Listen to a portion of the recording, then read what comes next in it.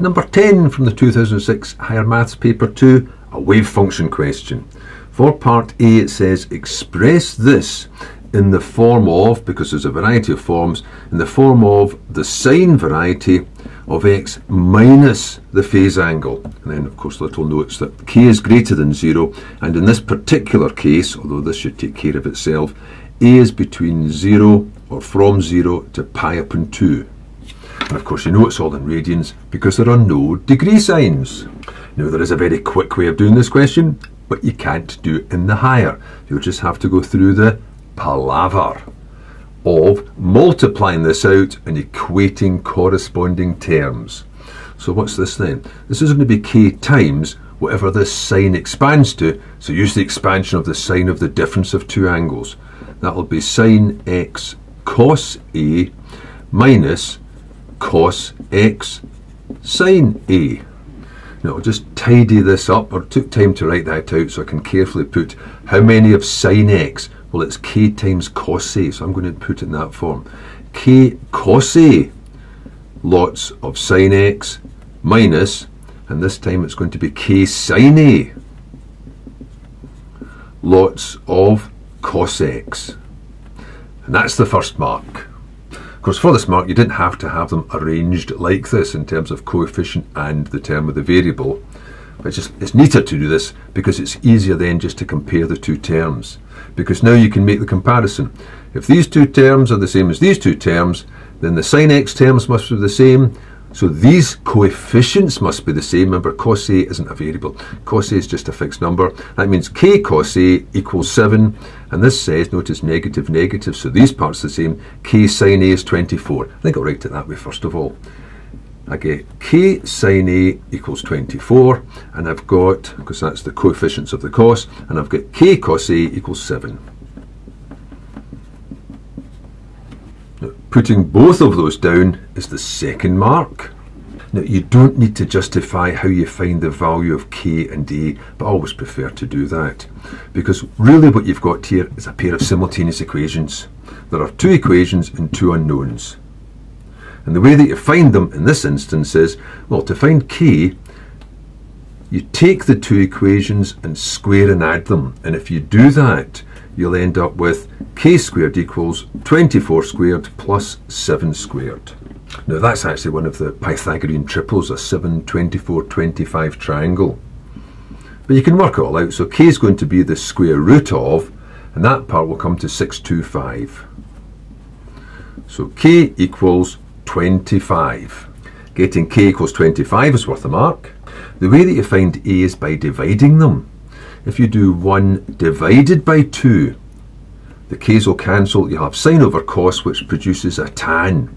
So the tan of a will be 1 divided by 2, 24 upon 7. But again, there's no marks for that. The marks for getting the final answer. So you could just go straight in with, instead of having to write inverse tan, you can just say a equals, I'm going to put it in anyway, inverse tan of 24 upon 7, and noting that they are both positives, so that limits the values of a. It's not just a case of, oh, the tangent of a is positive, so there's two possible quadrants. No. If I put down the cast diagram, then I would have, for angle A, the sine is positive, so you're here or here. The cosine is also positive, so you're here or here. Where do they both apply? In here. You're in the first quadrant. This angle is going to be sitting in the first quadrant. Now remember, A is in radians, so the best thing to do is just set your calculator to radians. Then you can do your inverse tan of 24 over 7. And you get 1.287. And you don't need to work out any alternative because it only is this first answer from the tangents. You're not considering the one in the third quadrant.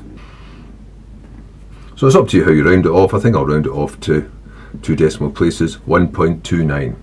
And it's the 1.29 that gets the fourth mark, which means the answer to the first part is 7 sine x minus 24 cos x equals k is 25 sine of x minus 1.29.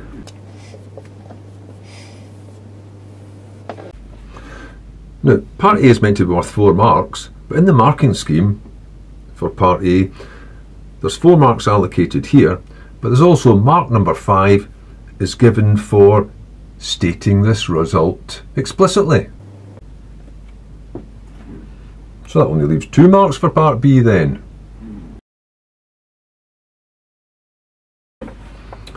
So in part B then, whereas it says 3, there's only 2 marks in the marking scheme for doing all of this. It says if that is the equation of the curve, you have to find the angle in the interval 0 to pi where the gradient of the curve is 1. Well, the gradient of the curve is given by the derivative. So strictly speaking, you'd be differentiating this, but that would just result in 2 separate terms, which you then have to gather together using the wave function. So instead of differentiating that, use this instead, which is its equivalent. It's the derivative, and differentiating this is simple because the 25 will stay. Function of a function, sine will go to cos of the same thing, 1.29. The derivative of this is just 1. We could show that it's just a 1, so it doesn't change it. So there's the derivative of it, and that whole answer should come to 1 because it said the derivative is 1. So it's just a case of solving this equation. Now this part here, differentiating it and equating it to 1 is worth 1 mark. And then the final mark is for finally finding x. So to find x there are 3 steps. Get rid of that 25. So cos of x minus 129 degrees. Radians, you can only differentiate using radians. If you worked out part A using degrees and didn't change it back into radians, you would lose a mark. You're perfectly free to do it in degrees as long as you change it back. But don't carry that forward. Don't try and differentiate when the angle's in degrees, because differentiation is only defined for radians. That's why you do it. So that's going to equal 1/25. Now get rid of the cos. So x minus 1.29 will be inverse cos of 1/25, which is 1.5307, etc. I'll put it 07 ... Now the other answer for the inverse cos, remember cos, all sine, tan, cos. You have one answer in the first quadrant, the other answer's in the fourth quadrant, so it'd be well beyond pi, so I'm not going to consider that one, because for this it said x is between 0 and pi. And then finally add that on. So I think I'll just round that off to 1.53. So you've got 1.53 plus 1.29, making the answer x equals 2.82. Maybe I'll just give the reason here. That's because it had to be less than or equal to pi. That's why I didn't include the other one. Now, going through all of that gets you the mark at the end. One of the main things to remember here is, if you're differentiating, if you're using calculus, differentiating or integrating, the angles have got to be in radians. So just set your calculators to radians to be safe.